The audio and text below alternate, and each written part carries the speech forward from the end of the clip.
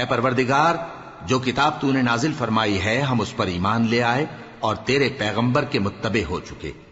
تو ہم کو ماننے والوں میں لکھ رکھ.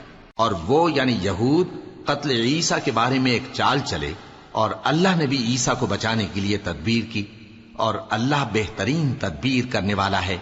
اس وقت اللہ نے فرمایا کہ عیسیٰ، میں تمہاری دنیا میں رہنے کی مدت پوری کر کے تم کو اپنی طرف اٹھا لوں گا اور تمہیں کافروں کی صحبت سے پاک کر دوں گا، اور جو لوگ تمہاری پیروی کریں گے ان کو کافروں پر قیامت تک فائق و غالب رکھوں گا.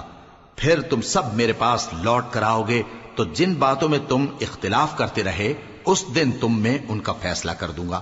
اب جو کافر ہوئے ان کو دنیا اور آخرت دونوں میں سخت عذاب دوں گا اور ان کا کوئی مددگار نہ ہوگا.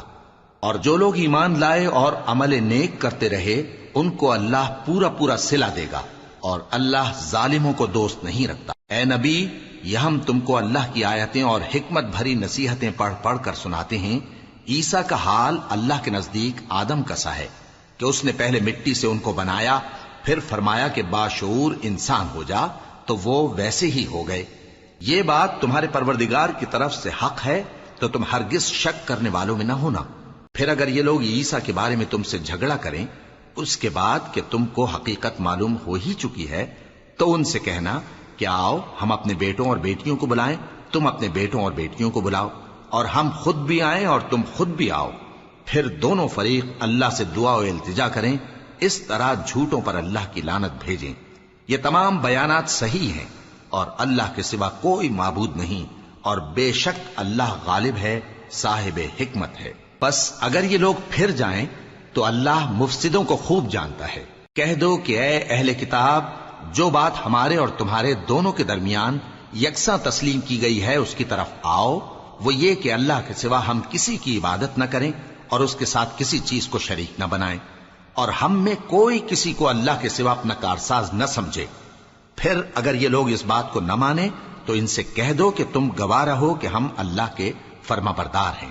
اے اہل کتاب، تم ابراہیم کے بارے میں کیوں جھگڑتے ہو؟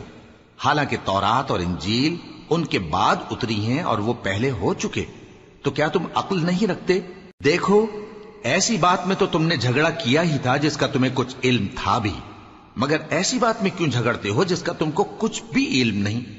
اور اللہ جانتا ہے اور تم نہیں جانتے. ابراہیم نہ تو یہودی تھے اور نہ عیسائی، بلکہ سب سے بے تعلق ہو کر ایک اللہ کے ہو رہے تھے اور اسی کے فرما بردار تھے اور مشرکوں میں نہ تھے.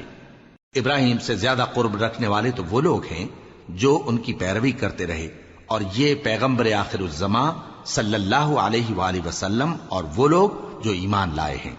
اور اللہ مومنوں کا کارساز ہے. اے اہل اسلام، بعض اہل کتاب اس بات کی خواہش رکھتے ہیں کہ کسی طرح تم کو گمراہ کر دیں، حالانکہ یہ تم کو کیا گمراہ کریں گے، اپنے آپ کو ہی گمراہ کر رہے ہیں اور نہیں جانتے. اے اہل کتاب، تم اللہ کی آیتوں سے کیوں انکار کرتے ہو اور تم تورات کو مانتے تو ہو؟ اے اہل کتاب، تم سچ کو جھوٹ کے ساتھ خلط ملط کیوں کرتے ہو اور حق کو کیوں چھپاتے ہو جبکہ تم جانتے بھی ہو؟ اور اہل کتاب کا ایک گروہ اپنے آدمیوں سے کہتا ہے کہ جو کتاب مومنوں پر نازل ہوئی ہے اس پر دن کے شروع میں تو ایمان لے آیا کرو اور اس کے آخر میں انکار کر دیا کرو، تاکہ وہ اسلام سے برگشتہ ہو جائیں، اور اپنے دین کے پیروں کے سوا کسی اور کی بات کا یقین نہ کر لینا. اے پیغمبر، کہہ دو کہ ہدایت تو اللہ ہی کی ہدایت ہے. وہ یہ بھی کہتے ہیں یہ بھی نہ ماننا کہ جو چیز تم کو ملی ہے ویسی کسی اور کو بھی مل سکتی ہے، ورنہ وہ تم پر تمہارے رب کے روبرو حجت قائم کر دیں گے. اے پیغمبر، کہہ دو کہ بزرگی اللہ ہی کے ہاتھ میں ہے، وہ جسے چاہتا ہے دیتا ہے، اور اللہ کشائش والا ہے، علم والا ہے. وہ اپنی رحمت سے جس کو چاہتا ہے خاص کر لیتا ہے، اور اللہ بڑے فضل کا مالک ہے. اور اہل کتاب میں سے کوئی تو ایسا ہے کہ اگر تم اس کے پاس دیناروں کا ڈھیر امانت رکھ دو تو تم کو فوراً واپس دے دے، اور کوئی اس طرح کا ہے کہ اگر اس کے پاس 1 دینار بھی امانت رکھو تو جب تک اس کے سر پر ہر وقت کھڑے نہ رہو تمہیں دے ہی نہیں. یہ اس لیے کہ وہ کہتے ہیں کہ امیوں کے بارے میں ہم سے مواخذہ نہیں ہوگا. یہ اللہ پر محض جھوٹ بولتے ہیں اور اس بات کو جانتے بھی ہیں. ہاں کیوں نہیں، جو شخص اپنے اقرار کو پورا کرے اور پرہیزگار بنا رہے تو اللہ بھی پرہیزگاروں کو دوست رکھتا ہے۔ جو لوگ اللہ کے اقراروں اور اپنی قسموں کو بیچ ڈالتے ہیں اور ان کے عوض تھوڑی سی قیمت حاصل کرتے ہیں، ان کا آخرت میں کچھ حصہ نہیں۔ ان سے اللہ نہ تو کلام کرے گا اور نہ قیامت کے روز ان کی طرف دیکھے گا، اور نہ ان کو پاک کرے گا، اور ان کو دکھ دینے والا عذاب ہوگا۔ اور ان اہل کتاب میں بعض ایسے ہیں کہ کتاب یعنی تورات کو زبان مروڑ مروڑ کر پڑھتے ہیں تاکہ تم سمجھو کہ جو کچھ وہ پڑھتے ہیں کتاب میں سے ہے، حالانکہ وہ کتاب میں سے نہیں ہوتا، اور کہتے ہیں کہ وہ اللہ کی طرف سے نازل ہوا ہے، حالانکہ وہ اللہ کی طرف سے نہیں ہوتا، اور اللہ پر جھوٹ بولتے ہیں اور یہ بات جانتے بھی ہیں۔ کسی آدمی کو شایع نہیں کہ اللہ اسے کتاب اور حکومت اور نبوت عطا فرمائے، پھر وہ لوگوں سے کہے کہ اللہ کو چھوڑ کر میرے بندے ہو جاؤ، بلکہ اس کو یہ کہنا چاہیے کہ اے اہل کتاب، تم ربانی ہو جاؤ، کیونکہ تم کتاب کی تعلیم بھی دیتے ہو اور کیونکہ پڑھتے پڑھاتے رہتے ہو۔ اور اس کو یہ بھی نہیں کہنا چاہیے کہ تم فرشتوں اور پیغمبروں کو معبود بنا لو۔ بھلا جب تم مسلمان ہو چکے تو کیا وہ تمہیں کافر ہونے کو کہے گا؟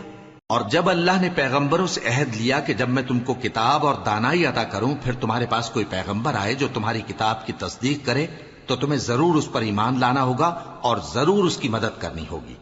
اور عہد لینے کے بعد پوچھا کہ بھلا تم نے اقرار کیا اور اس اقرار پر میرا ذمہ لیا، یعنی مجھے ضامن ٹھہرایا؟